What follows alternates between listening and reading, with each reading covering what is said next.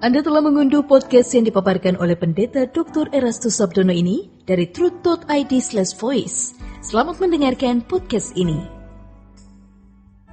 Shalom Bapak, Ibu, dan saudara-saudara yang dikasihi di dalam Tuhan. Kebenaran pada saat ini berjudul Tidak Menaruh Curiga. Kita sering kali merasa bingung dan ragu ketika Tuhan seakan-akan membuat kita di pihak yang kalah.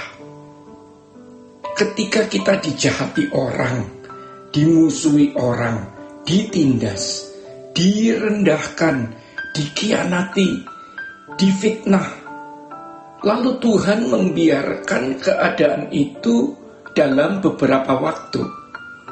Kita tidak melihat cahaya pertolongan Tuhan. Kita tidak melihat pintu yang terbuka di mana kita dapat meloloskan diri. Kita seakan-akan dipojokkan di satu situasi di mana kita seperti dieksekusi atau dihukum mati. Kita bingung. Mengapa demikian? Pasti kita pernah mengalami ini. Atau jangan-jangan sekarang sedang mengalami hal ini. Saudara-saudara, hal seperti ini bukan hal yang luar biasa dalam kehidupan orang Kristen. Itu hal yang biasa terjadi. Dan itu bagian hidup kita yang tidak terpisahkan. Tuhan Yesus mengatakan kalau kita memanggil Dia Tuhan dan Guru, maka kita juga mengalami apa yang Dia alami. Dan tentu kita juga harus melakukan apa yang Ia lakukan. Mungkin kita seorang pegawai yang ditindas, ditekan oleh atasan, dan diperlakukan tidak adil oleh rekan kerja. Kita mungkin seorang menantu yang ditindas, ditekan, dianiaya oleh mertua, atau bahkan mungkin pasangan kita sendiri yang sekarang sedang melakukan penganiayaan kepadamu. Baik penganiayaan fisik maupun verbal, dengan ucapan-ucapan menekan dan menyakiti hati kita. Hal itu sangat bisa terjadi di dalam hidup kita. Jadi jangan kita heran akan hal-hal tersebut. Mungkin kita seorang pendeta atau hamba Tuhan yang ditekan oleh pimpinan di atas, atau kita sedang disakiti oleh anak-anak rohani atau orang-orang yang pernah kita bimbing dan pimpin.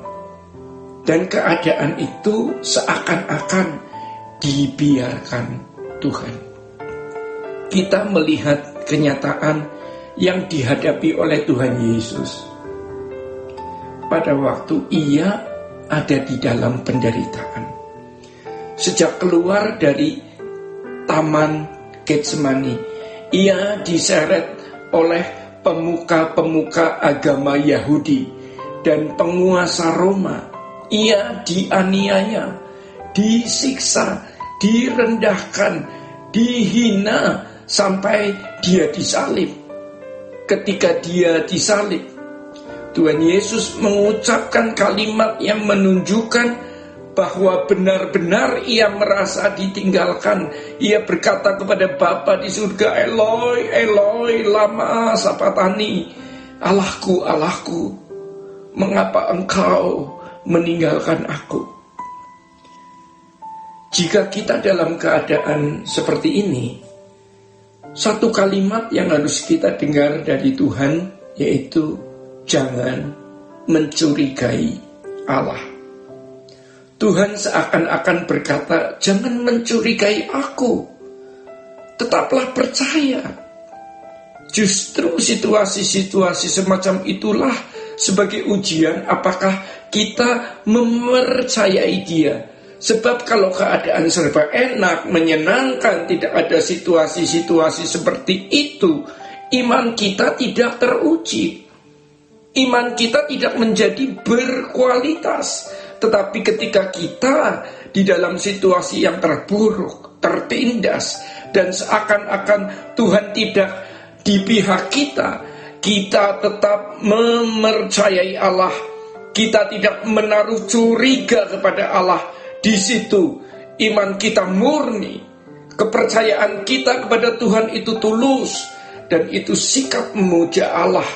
Memuja yang berkualitas. Mengasihi yang berkualitas. Dan kalau kita tetap hidup dalam kesucian, dalam kekudusan dan ketaatan, itu ketaatan yang unconditional, ketaatan yang tidak bersyarat.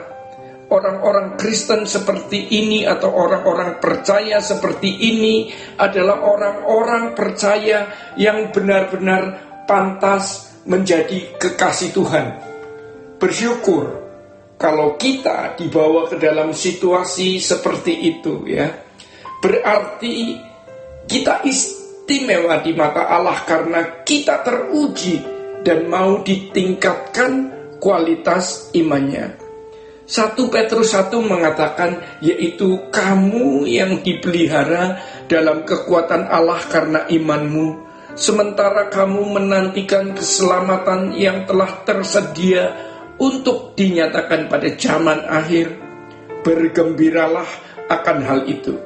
Sekalipun sekarang ini kamu seketika harus berduka cita oleh berbagai-bagai pencobaan. Maksud semuanya itu ialah untuk membuktikan kemurnian imanmu yang jauh lebih tinggi nilainya daripada emas yang fana, yang diuji kemurniannya dengan api, sehingga kamu memperoleh puji-pujian dan kemuliaan dan kehormatan pada hari Yesus Kristus menyatakan dirinya. Jadi kalau kita diizinkan Tuhan dalam situasi terpuruk, tertindas, terpojokkan, teraniaya, dan Tuhan seakan-akan tidak di pihak kita, ternyata kita dipandang bernilai. Kita bukan jerami. Kalau jerami tidak perlu diuji, dibakar langsung terbakar. Kita bukan kayu yang dibakar juga pasti akan terbakar.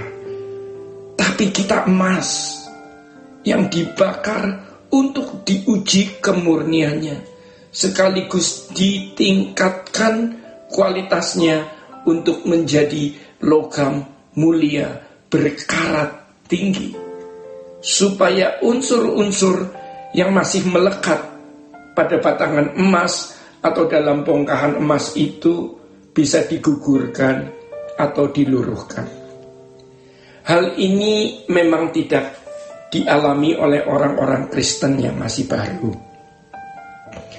Orang-orang Kristen yang baru tidak mengalami hal-hal semacam ini.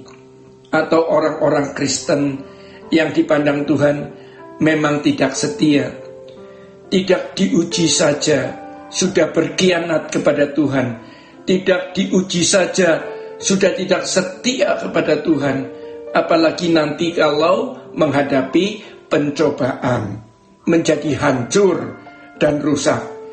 Jadi ketika kita dibawa kepada situasi seperti itu, ternyata itu cara Tuhan untuk memurnikan dan sekaligus menguji.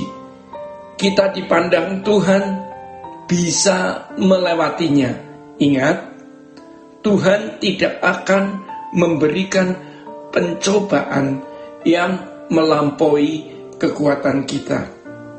Kita pasti bisa melewatinya. Demikian Bapak, Ibu, dan saudara-saudara yang terkasih di dalam Tuhan, kebenaran pada saat ini. Tuhan Yesus memberkati. Sola Gracia. Untuk berlangganan renungan harian dalam bentuk cetak, silakan hubungi Truth Literatur di nomor telepon 0878 7870 7000. Untuk mendapatkan CD khotbah, MP3 Renungan Truth, dan CD album lagu produksi Sola Gracia, Anda dapat menghubungi di hari dan jam kerja di nomor telepon 021 638 60953. Tuhan Yesus memberkati. Sola Gracia.